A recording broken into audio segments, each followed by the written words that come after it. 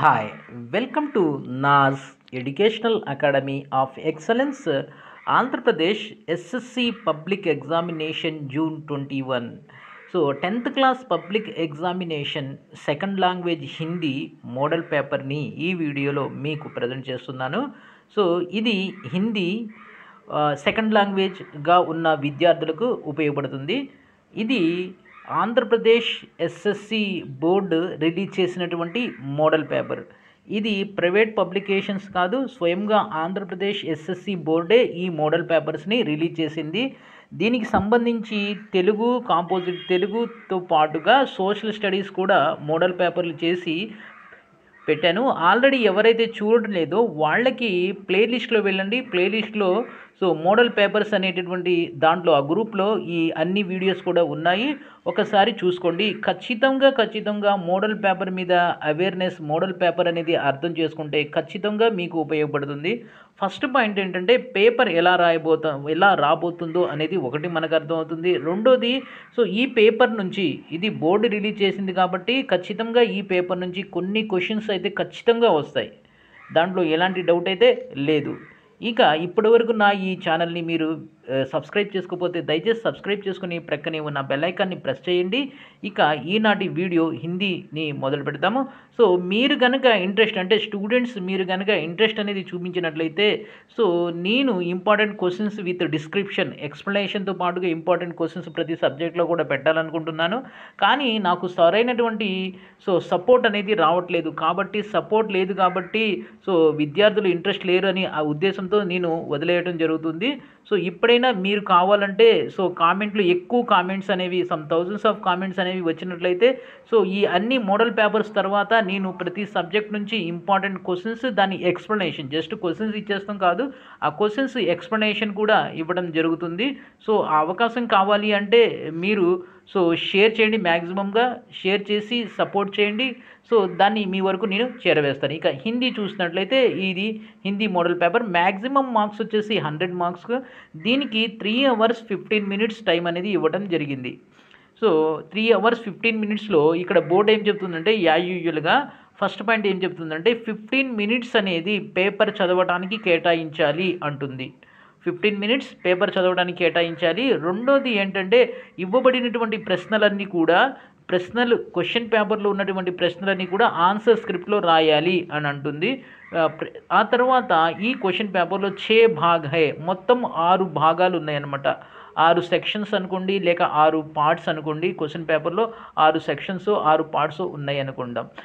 ఇక ఫస్ట్ భాగ్ చూసినట్లయితే భాగ్ 1, ఇక్కడ ఏమడుగుతున్నారంటే మనం ఇక్కడ రెండోది హిందీ అనేది కొంచెం 100 మార్క్స్ పేపరు, అది 3 hours 15 minutes, మొత్తం టైం 3 hours 15 minutesలో రాయాల్సి ఉంటుంది.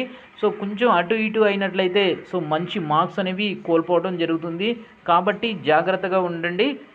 దీంట్లో నుంచి మన హిందీ కాదు, ఏ సబ్జెక్ట్ అయినా ఇంపార్టెంట్ అనేది గెస్ చేయవచ్చు. తర్వాత విషయం అది ఇప్పుడు చూడండి. భాగ్ 1, సెక్షన్ 1 భాగ్ 1 చూసినట్లయితే మొత్తం దీంట్లో 12 ప్రశ్నలు ఉన్నాయి.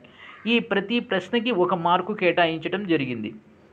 ఇది ఏంటంటే ఈ 12 ప్రశ్నలు కూడా గ్రామర్ రిలేటెడ్ క్వశ్చన్స్ అనమాట. ఇది గ్రామర్ రిలేటెడ్ క్వశ్చన్స్. ఇక్కడ ఫస్ట్ క్వశ్చన్ చూసినట్లయితే, ఇప్పుడు ఇదంతా చదివినట్లయితే చాలా టైం పట్టేస్తుంది. కాబట్టి నేను ఓవరాల్ డిస్క్రిప్షన్ అయితే ఇస్తున్నాను. ఆ తర్వాత ఈ పేపర్ యొక్క లింక్ని తీసుకొచ్చి డిస్క్రిప్షన్లో ఇస్తాను, కావాలంటే డౌన్లోడ్ చేసుకోండి. ఇక్కడ ఒక అండర్లైన్ చేసిన పదం ఉంది, కృప. ఈ కృపాకి శబ్దగా రూప్ పెహచానియే, ఈ కృప అనేటటువంటి వర్డ్ యొక్క రూపాన్ని తెలుసుకోండి. ఇక్కడ కింద 3 ఇచ్చాడు. ఏమి ఇచ్చాడు? కృప. దీంట్లో నుంచి కృపకి కరెక్ట్ మీనింగ్ అనేది ఫైండ్ అవుట్ చేయాల్సి ఉంటుంది. ఇలాగా మొత్తం గ్రామర్ ఓరియంటెడ్లో ఇవ్వడం జరిగింది. దాంట్లో నేను హిందీ టీచర్ని కాదు కాబట్టి దీనికి ఆన్సర్స్ అనేవి ప్రస్తుతానికి నేను చెప్పలేను. కాబట్టి ఈ మోడల్ పేపర్స్ అయిపోయిన తర్వాత క్లాసులు చెప్తాను కాబట్టి అప్పుడు నేను పూర్తిగా కాన్సన్ట్రేషన్ పెట్టి ప్రతి దానికి కూడా నేను అక్కడ ఆన్సర్ చెప్పడం జరుగుతుంది. ఇక్కడ చూడండి, 3వ క్వశ్చన్ చూసినట్లయితే 1985 అన్నారు. ఈ 90 అక్షరమే లిఖియే.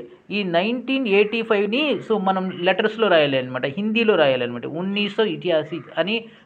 దీన్ని మనం సో తెలుగు ఇంగ్లీష్లో చెప్పాలంటే 1985 అంటాం కదా, అలాగే దీన్ని లెటర్స్లో రాయాలి. సో ఇది మొత్తం ఇలాగా మొత్తం 12 క్వశ్చన్స్ ఉన్నాయి. 12 క్వశ్చన్స్లో ప్రతి క్వశ్చన్కి వేరే క్వశ్చన్కి సంబంధం లేకుండా, సో ఏదో ప్రతి క్వశ్చన్ కూడా యూనిక్గా సపరేట్గా ఉంటుంది. సో దాంట్లో సో అండర్లైన్ చేసిన పదానికి మీనింగ్ చెప్పమంటున్నారు, దాని విలోమం చెప్పమంటున్నారు, దాన్ని విడదీయమంటున్నారు, దాని సమాసం ఏంటో కనుక్కోమంటున్నారు, దాని సంధి ఏంటో కనుక్కోమంటున్నారు. ఇలాగా 12 వెరైటీ క్వశ్చన్స్ అనేవి ఉన్నాయి. ఇది భాగ్ 1. ఇక భాగ్ 2. ఈ భాగ్ 2 అనేది ఏమంటున్నారంటే ఇక్కడ పద్య భాగం గద్య భాగం. ఈ పద్య భాగం గద్య భాగం నుంచి, సో పద్య భాగం నుంచి పోయట్రీ నుంచి ఒక పోయం యొక్క కొంత పార్ట్ ఇచ్చి దాని కింద కొన్ని క్వశ్చన్స్ ఇస్తున్నారు. అలాగే గద్య భాగం అంటే టెక్స్ట్ బుక్లో నుంచి కానీ అవుట్ ఆఫ్ టెక్స్ట్ బుక్లో నుంచి కానీ ఒక పేరాగ్రాఫ్ ఇస్తున్నారు.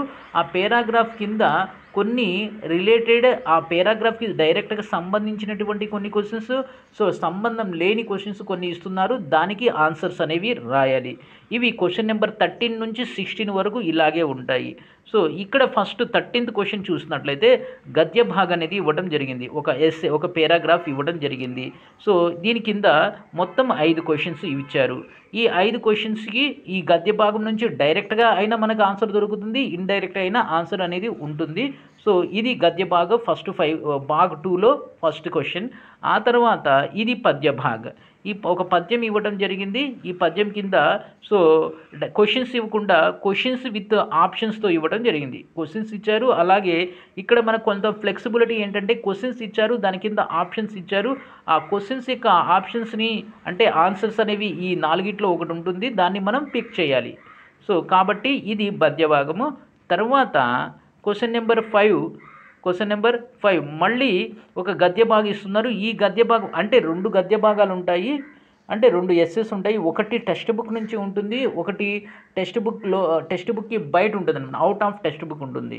ఒక పేరాగ్రాఫ్ వచ్చేసి టెక్స్ట్ బుక్ నుంచి ఉంటుంది, ఇంకో పేరాగ్రాఫ్ వచ్చి సో నాన్ టెక్స్ట్ బుక్ అంటే అవుట్ ఆఫ్ టెక్స్ట్ బుక్ నుంచి పేరాగ్రాఫ్ ఉంటుంది. సో రెండు పేరాగ్రాఫ్లు ఉంటాయి. దాన్నే గద్య భాగం అంటున్నారు. దీన్ని కూడా 5 క్వశ్చన్స్ ఇస్తున్నారు. ఈ 5 క్వశ్చన్స్ని కూడా సో మనం ఆన్సర్ రాయాలి. దీనికి 5 మార్క్స్. So right. ఆ తర్వాత ఇక 16th క్వశ్చన్ చూసినట్లయితే ఈ భాగ్ 2లో ఇది లాస్ట్ క్వశ్చన్. ఒక పేరాగ్రాఫ్ ఇచ్చారు, దానికి సంబంధించినటువంటి క్వశ్చన్స్ కింద ఇచ్చారు, దాని ఆప్షన్స్ కూడా ఇవ్వడం జరిగింది.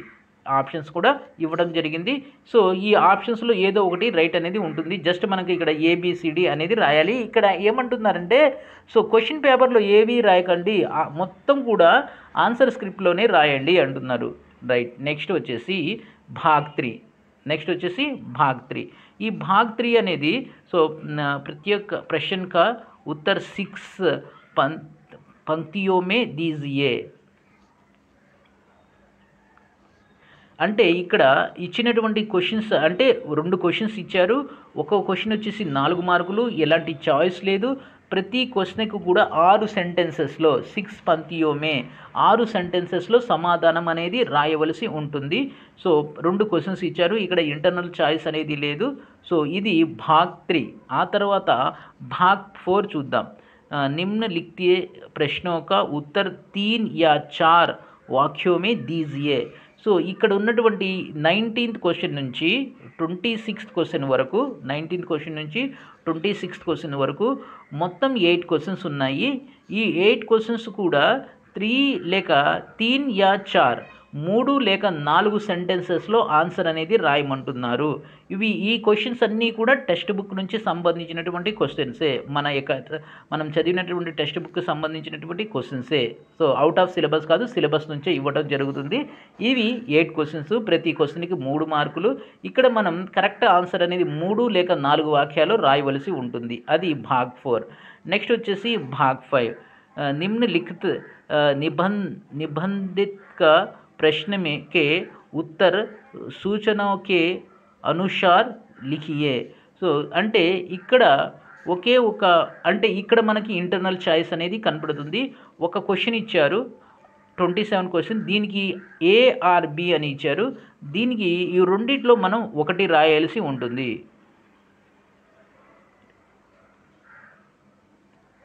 సో ఈ 2 క్వశ్చన్‌లో ఒకటి రాయాలి. ఆ తర్వాత 28th క్వశ్చన్ చూడండి. సో కిसी एक प्रश्न का उत्तर 15 पंक्तियों में लिखिए. సో ఈ రెండిట్లో ఏ ఆర్ బి, ఈ రెండిట్లో ఒకదానికి ఆన్సర్ రాయాలి. దాని ఆన్సర్ అనేది 15 సెంటెన్సెస్లో ఉండాలి. 15 సెంటెన్స్లో ఉండాలి. తర్వాత భాగ్ 6, 6th भाग అనమాట. निम्नलिखित प्रश्नों का उत्तर सूचना के अनुसार लिखिए. సో ప్రతి ప్రశ్నకి దాని ఆన్సర్ ఎలా రాయాలో ఆ ప్రశ్న దగ్గర చెప్పడం జరుగుతుంది. సో ఒకే ఒక క్వశ్చన్ ఉంటుంది దీంట్లో. మరి ఇక్కడ కూడా ఇంటర్నల్ చాయిస్ అనేది ఉంటుంది. ఈ ఇంటర్నల్ చాయిస్ ఉన్నటువంటి ఏ ఆర్ బిలో ఒకటి రాయాలి. కిసి ఏ ప్రశ్నగా ఉత్తర్ దీజియే 29th క్వశ్చన్ ఇది ఆర్ ఇది. సో అది కూడా ఆ తర్వాత 13th క్వశ్చన్ కూడా ఈ రెండిట్లో ఒకటి రాయాలి. దీనికి కూడా ఒక్కో దానికి 8 మార్క్స్. ఇది క్వశ్చన్ పేపర్. సో అయితే ఈ క్వశ్చన్ పేపర్లో ఇది 100 మార్క్స్ క్వశ్చన్ పేపర్. మొత్తం 6 భాగాలు అనేవి ఉన్నాయి. 6 భాగాలు ఉన్నాయి. ఫస్ట్ భాగం అయితే 1 మార్క్ క్వశ్చన్స్. అది 1 మార్క్ క్వశ్చన్స్ అనేవి 1 వర్డ్ ఆన్సర్స్ ఉంటాయి. మొత్తం గ్రామర్ బేస్డ్ మీద 1 మార్క్ క్వశ్చన్స్.